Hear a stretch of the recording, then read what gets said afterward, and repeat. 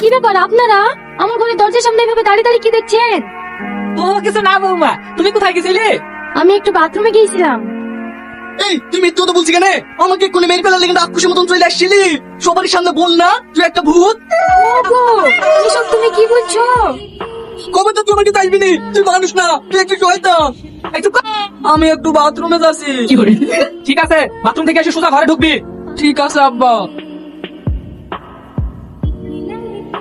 কি ব্যাপার, তোমার গাটা আজ এত শক্ত শক্ত লাগছে কেনে? কি গো কথা বলছো না? বিয়েতে শাড়িটা কিনে দিইনি বললি এখনো রাগ করে আছো নাকি? কি ব্যাপার রোহন, তুই এখানে? আরে ভাবে বারুন মুখে শুয়ে আছে কেনে? ভূতের ভয়ে বারুন কাছে থাকলে বলে ভূত আসে না। এই তুই ভূত ভূত করে কি আজ আমাদেরকে ঘুমাতে দেবে নি? ঠিক আছে তোরা ঘুমা। আমার উপরে তো তোদের তো মায়া নাই। আমি মরে গেলে সকল একটু মাটি দিস, তারপরে আমি ভূত হয়ে আসি তোদের গলা টিপে ধরবো। রোহন থাম সত্যি করে কি ও ভূত? হ্যাঁ ভাই, আমি একবার ছেড়ে 3-4 বার আসল চেহারা দেখেছি। তোমরা যদি ওর আসল চেহারা দেখতে চাও তাহলে একটা লাইট নিয়ে চুপচাপ আমার সাথে আসো। ওগো চিঠিতে লাইট আছে, আসো তো আগে ভূতই দেখে আসি। এই বিচুটি না দেখতে পাই না, তোর কপালে কষ্ট আছে। ঘরে তো অন্ধকার কেনে? ভূতে আবার তোমাকে লাইট জ্বালিয়ে শোবে নাকি? টর্চ লাইটটা মারো।